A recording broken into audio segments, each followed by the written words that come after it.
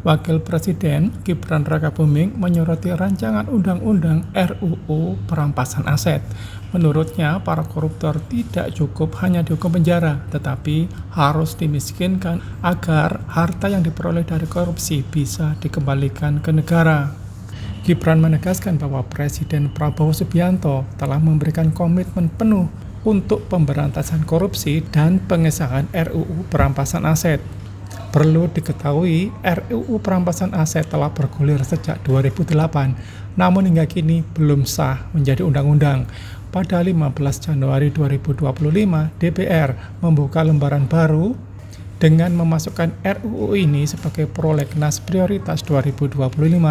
Rancangan aturan ini dibahas dalam rapat kerja Komisi 3 DPR RI pada 15 Januari 2025. Hari ini kita bicara tentang sebuah fenomena yang menjadi hambatan terbesar dalam kemajuan pembangunan, yaitu korupsi.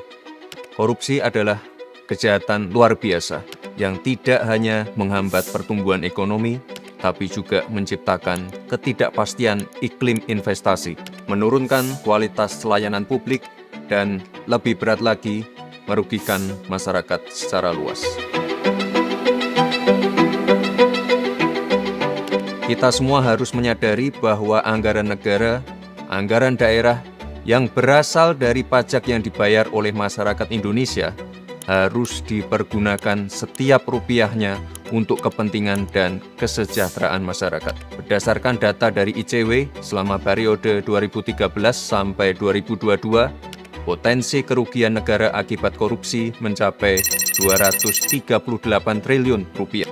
Dan berdasarkan kasus yang ditangani kejaksaan, potensi kerugian negara akibat korupsi di tahun 2024 mencapai 310 triliun rupiah. Namun, sayangnya hanya 1,6 triliun rupiah yang mampu dikembalikan ke kas negara. Artinya, pengembalian aset negara yang dikorupsi sangat sulit untuk dilakukan. Dan lebih dari 90% menguap begitu saja. Bahkan justru tetap bisa dinikmati oleh pelaku dan kerabat pelaku. Memang penyimpangan ini tidak hanya terjadi di satu, dua, atau segelintir negara saja, tapi hampir semua negara mengalaminya. Namun, respon dari masing-masing negaralah yang menjadi penentu keberhasilan pemberantasan korupsi. Apalagi di era seperti sekarang ini, di mana kejahatan semakin terorganisir, bersifat lintas batas, dan melibatkan teknologi terkini. Sehingga aset-aset hasil korupsi bisa digelapkan, bisa dilakukan pencucian yang mengakibatkan aset-aset tersebut sulit terlacak dan terdeteksi. Oleh sebab itu, Indonesia sangat perlu memperkuat sistem hukumnya agar mampu mengembalikan aset negara, membuat jera para pelaku, serta melindungi masyarakat dari potensi kerugian akibat korupsi. Teman-teman, komitmen dari Bapak Presiden sebagai pucuk pimpinan negara sudah sangat jelas, yaitu mendorong penuh pemberantasan korupsi dan pengesahan RUU perampasan aset. Ini bukan sekedar pernyataan biasa, tapi kesungguhan Bapak Presiden untuk memerangi korupsi dengan instrumen hukum baru yang bisa membawa manfaat besar bagi bangsa. Jika kita sungguh-sungguh ingin memberantas korupsi, maka koruptor harus dimiskinkan. Para koruptor harus tahu bahwa kejahatan korupsi bukan hanya membuat mereka harus tidur di balik jeruji besi, tapi negara juga dapat mengambil kembali semua harta yang mereka curi.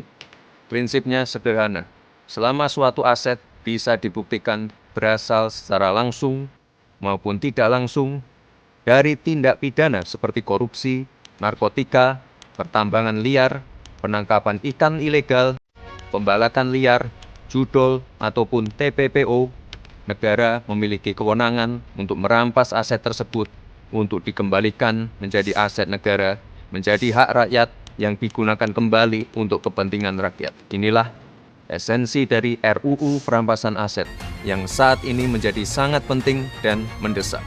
RUU perampasan aset ini merupakan pelaksanaan dari United Nations Convention Against Corruption tahun 2003 yang mengatur mengenai perampasan aset tanpa pemidanaan yang menjadi semakin relevan dan penting untuk pemulihan aset negara. Apalagi ketika pelaku tindak pidana meninggal atau kabur ke luar negeri. Memang ada beberapa kekhawatiran seperti pelanggaran terhadap prinsip praduga tak bersalah, serta potensi penyalahgunaan wewenang. Kekhawatiran ini sangat bisa dipahami. Oleh sebab itu, pembahasan terkait RUU ini harus segera dilakukan secara serius, komprehensif, dan transparan, serta melibatkan semua pihak termasuk para praktisi dan profesional agar menghasilkan regulasi yang kuat dengan pengawasan yang ketat sehingga tajam kepada para pelaku namun tidak sewenang-wenang kepada yang bukan pelaku. Beberapa negara lain juga telah lebih dahulu menerapkan konsep perampasan aset untuk tindak kejahatan tertentu, seperti di Belanda, Kolombia, Singapura, bahkan di Italia. Villa-villa mewah milik mafia disita dan diubah menjadi sekolah serta pusat kegiatan sosial. Pengalaman negara lain tentu bisa kita jadikan masukan agar RUU perampasan aset bisa efektif mengembalikan aset negara dan tidak menjadi instrumen yang bisa disalahgunakan. Oleh sebab itu, mari bersama kita kawal proses ini agar apa yang menjadi kekayaan dan aset negara dapat kembali kepada negara dan sepenuhnya bisa digunakan bagi kepentingan dan kesejahteraan masyarakat tanpa adanya penyalahgunaan kewenangan. Perang melawan korupsi harus tanpa kompromi, dan inilah saatnya uang rakyat dapat kembali sepenuhnya untuk rakyat. Download Tribun X sekarang, menghadirkan lokal menjadi Indonesia.